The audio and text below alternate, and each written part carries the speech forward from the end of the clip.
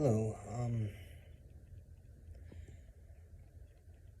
I'm sorry. It's anxiety, depression, stuff. Anyway, this is the story about how I met my abuser and all the incidents and things that have led up to basically all of this.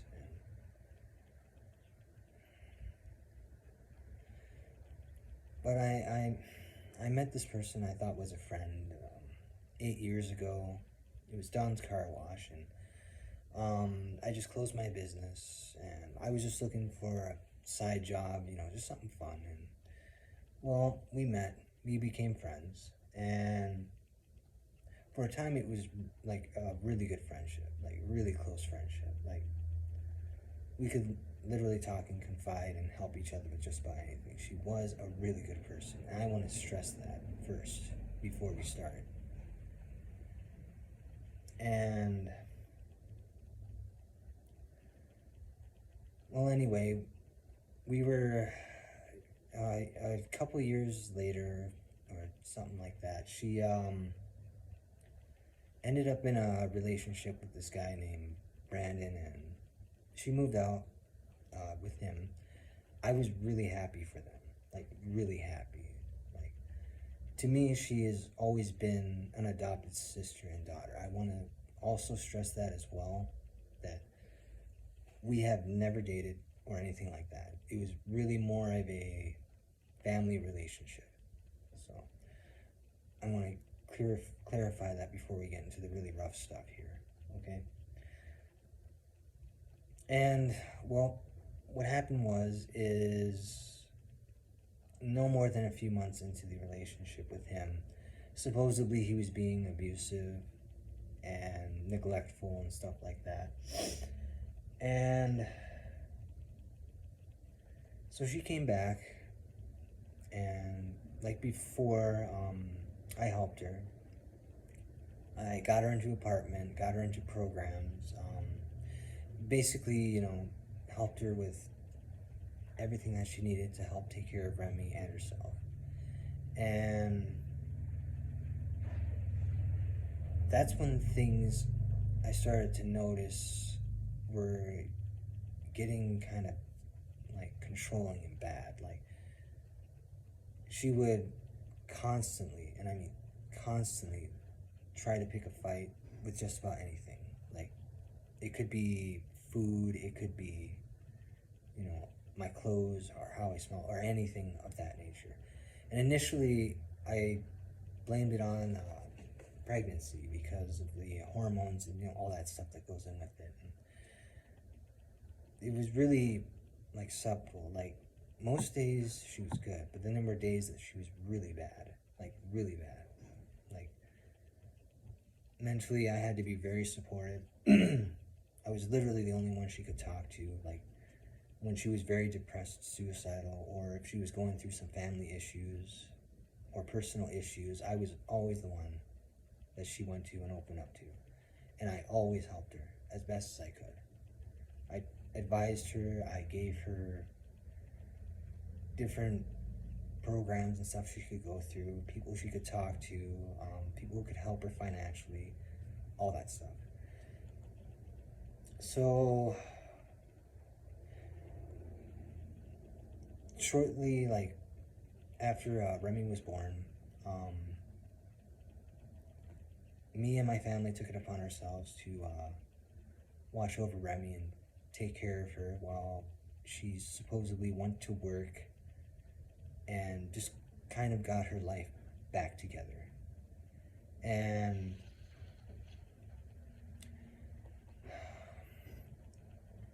those were some really good days. Like Remy is basically like the closest thing I've ever had to a daughter. She's my goddaughter, mind you, not my actual daughter. But I literally did everything I could to take care of her.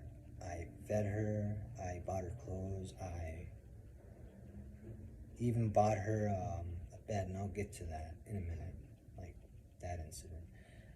And from sunup to sundown, like that's how it was for a while, like a few months, like after she was born. And that's when things started to get really out of hand, and I mean really out of hand. There were some days where I don't know what it was, like anything would set her off. Like when she gets angry, like when something that does not go her way, she will just verbally abuse the hell out of anyone in earshot with without any thought whatsoever. Like, I'm sorry, my anxiety's kicking in. And and then also she began to ask for more material things. Like, for example, she was gonna go to school to get her nursing degree, and she needed a laptop, and I had a laptop my brother gave me, and I gave that to her so she could go to school and go through that. But of course, she eventually dropped out and sold the laptop. So I kind of had to lie to my family about that, and that's some of the many lies I've had to tell them about some of the things I've given her. And then there was another incident where I had to buy Remy a bed, and because it wasn't the right color, or it was plastic or something like that, like it just wasn't good enough. So I had to cut into my emergency funds to buy another bed that she wanted, just so that she wouldn't argue or wouldn't be upset at me, because all I wanted at the end of the day was for her and Remy to be happy and to be safe, and that was it. That was my only motivation at all. I consider her family at that time, and that's what family does. We sacrifice, and I do not regret. Then I do not regret what I did. So eventually, she found another guy, Easton, and once again, I was really happy that she found someone. And she moved out with Remy, and I didn't really hear from her until a few months later. And she ended up pregnant again with Estelle. And once again, she claimed that she was in an abusive relationship and needed my help to get a place, to get started up again. I was concerned, but also disappointed at the time that she would allow herself to go through that. And really, when I look back on it, I really think that she was the one that was the abuser. But I don't want to say anything about that. And personally, with Brandon and Easton, I really don't know you too much, and I can't really tell what was the truth and what was the lies in this whole situation. And I'm sorry if in any way when I got involved that I hurt you in any way, that was not what I intended, and that was totally like, it wasn't for bad intentions. It wasn't to do anything like that. It was only to help her. It was what she told me, so that is what I had to do, okay? And, well, going back to it, so she ended up coming back, and once again, I helped her with an apartment, job references, programs, all this stuff, which she should have already knew and been aware of. But once again,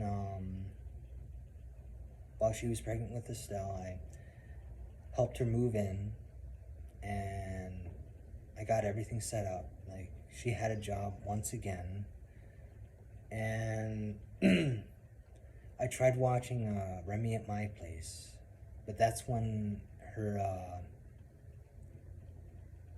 I don't know what it is, like, her mental state or just her behavior just escalated beyond out of control. Like, before it was far and few in between, like our arguments and stuff. Like, most days we could go without arguing, but at that point, like, literally almost every day, she would find something to just bring me down and just completely, like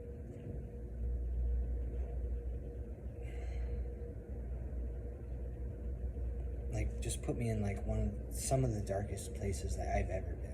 like some of the things that she would tell me that she would go through, what others did to her, and all this other stuff. And then and more often than not, she would always end up blaming me in some capacity. Like, I didn't say the right thing, I didn't do the right thing, I wasn't there.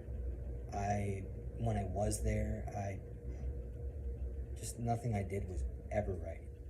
Like, nothing at all. Like, and even when I tried to help her, it was like, it wasn't enough.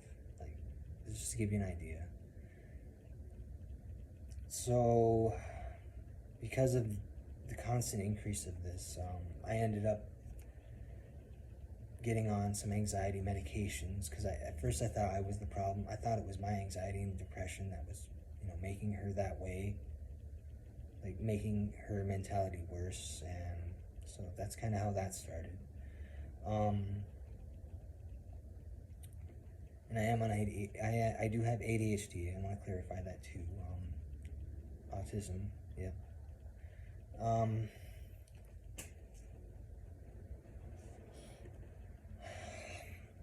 So anyway, God, this is so hard.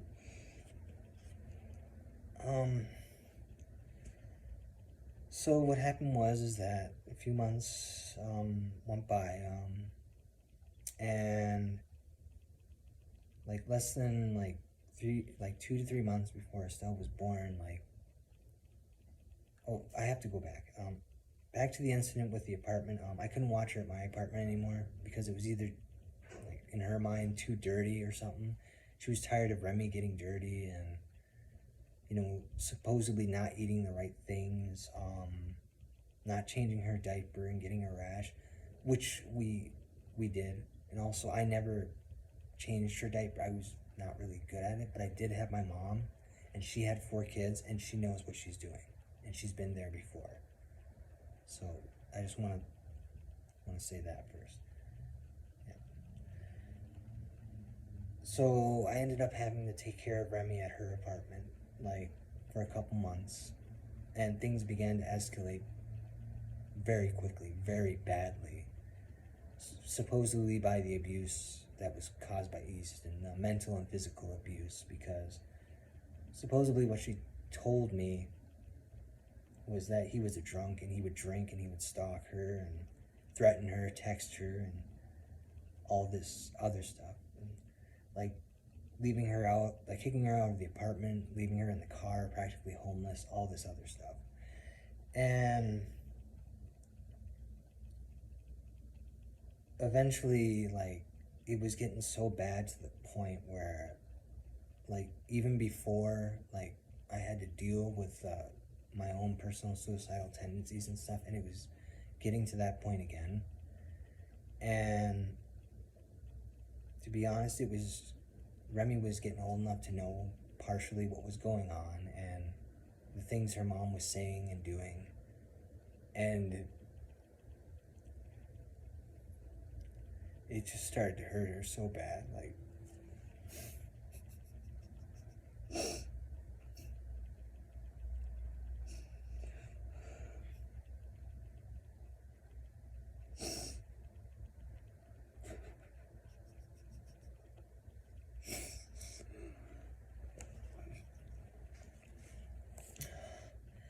So,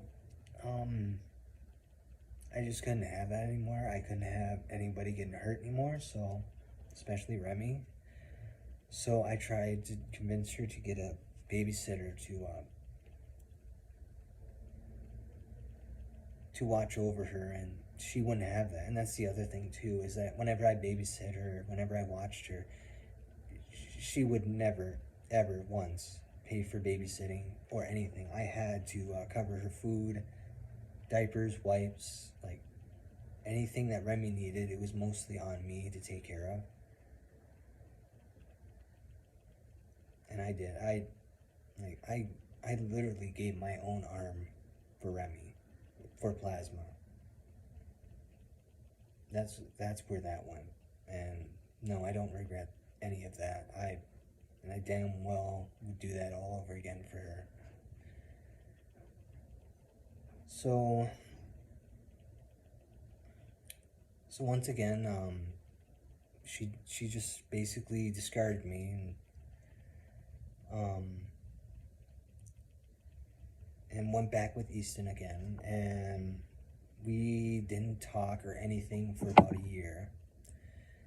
And I also knew that, because I have some friends and stuff, that Easton was trying to take Remy away from her as well as Estelle. And after some of the things that happened, I can see why now, and I really don't blame him at all for that.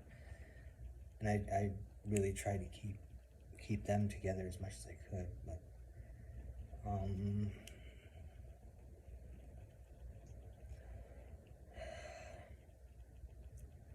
so a year later, after she left back with Easton, she came to me, and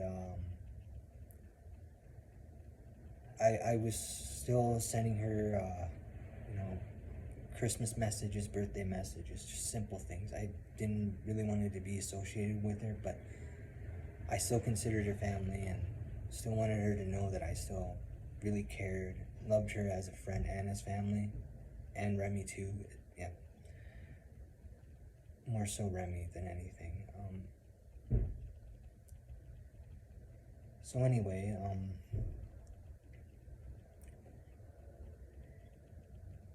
she texted me and told me that he was gonna take the kids away. So once again, I got her set up with the apartment that I'm currently living in right now, and she got set up with the job, everything that she needed. The neighbors also helped. They gave furniture, different things to get her started, because every time she would end up coming back, like somehow she would end up just losing everything. And I mean everything. Like she would not have anything at all, except just maybe a couple things of clothes, maybe a couple days worth of food, and that's it. I don't really know where all that went. But.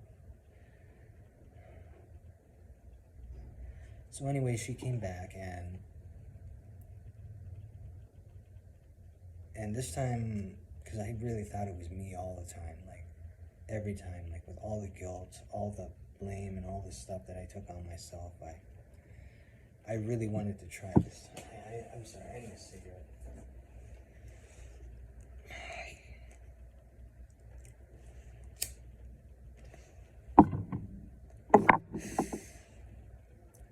So she moved in, and no less than a month in, like, everything started all over again. Like, the mental, emotional abuse, the constant threats of taking Remy away, the constant mood fluctuation. Like, she could never be happy, like never.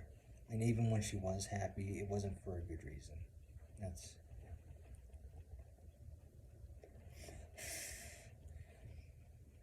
And at that point, my mental health was already in a bad spot, with my mom being on chemo, my grandma having a heart problems, which will eventually be heart failure. My Aunt Kelly was admitted into rehab for drug use, almost died. Like, and that's just some of the personal things that I was going through at the time.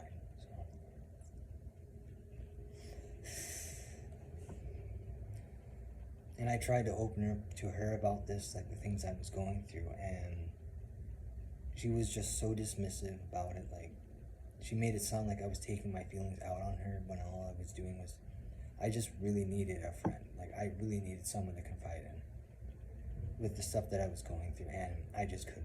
And that just caused my depression and suicidal tendencies to really spiral out of control. Because on top of that, I knew I was going to lose Remy again. And you can't even understand the hell it is to lose a child. Like, you don't. And this wasn't the first time.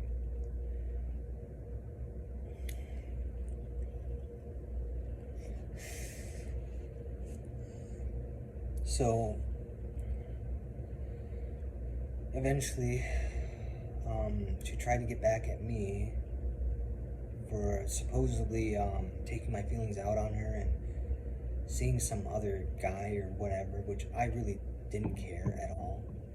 Because with Brandon and Easton at that point, like, there was no interest at all, like, and with all the abuse and stuff she went through before, like, and that all also weighed on me mentally because I wasn't sure who she was dating or anything, or if it would be the same story again.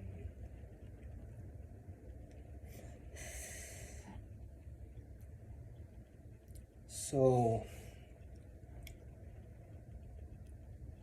then she convinced my mom to go over to supposedly have a ladies' night, when the reality was it was just to hurt me. Like, that's how she does it. Like, she knows that my family's important and how much, some days that I need them, so she exploited that.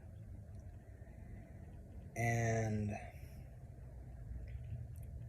so then I went to the park and I brought my anxiety pills. And the thing is that as soon as she got here, like, I was taking those like candy. Like, I could not be around her. I could not look at her or talk to her.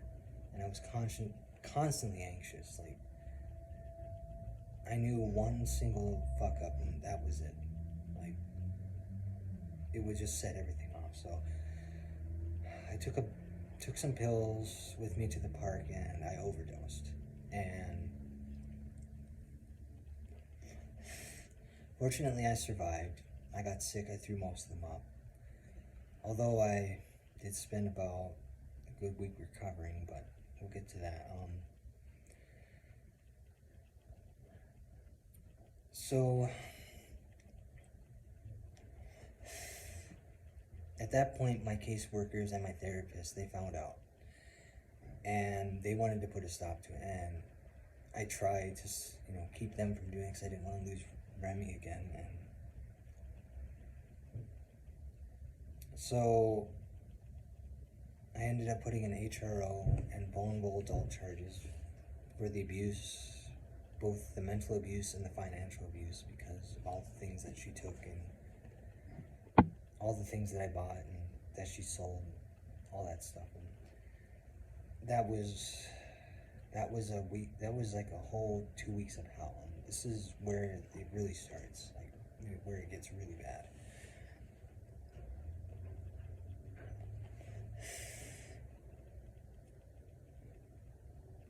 So instead of owning up to it or taking any accountability or responsibility for the constant mistreatment that she did, she ended up going to one of our neighbors, Mike.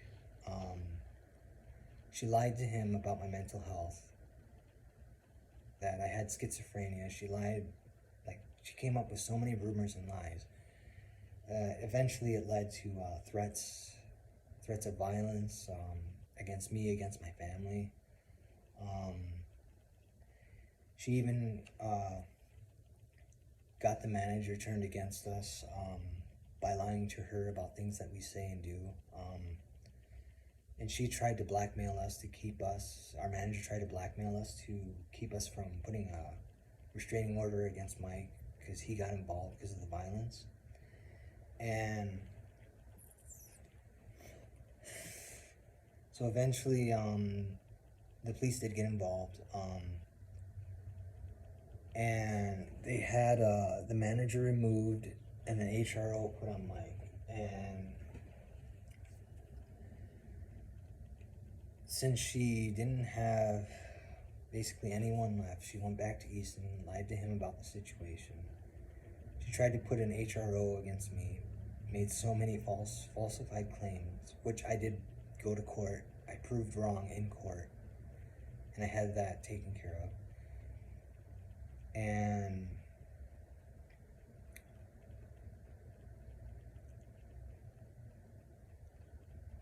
then after that, it still has not stopped. Even now, like, the constant posts, the claims that I was the one who abused her when she abused me, and using Remy as a weapon, like, by putting her on the balcony and then just saying some of the meanest shit to her. Like, I can't even. So yeah, that's basically the story of how, like, some of the things that happened. Like, and I'm slowly getting better. I'm slowly recovering. It's difficult. She didn't pay rent, so she might be evicted. She might be moving out, so I really hope that is the case.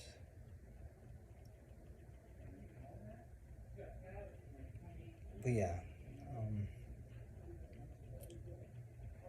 so that's the story of my abuser, of all the things that led up to this, and where we are now. I just have to find a way to live without Remy. So yeah, there it all is, and you guys can say what you will about me, like my actions and stuff. And there were some things I said and did that may not have been right, but considering my mental state as it is,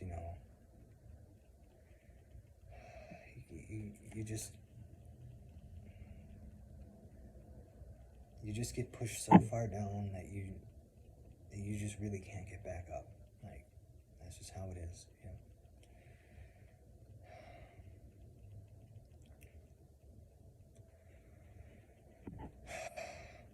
So I hope this clears up a lot of things.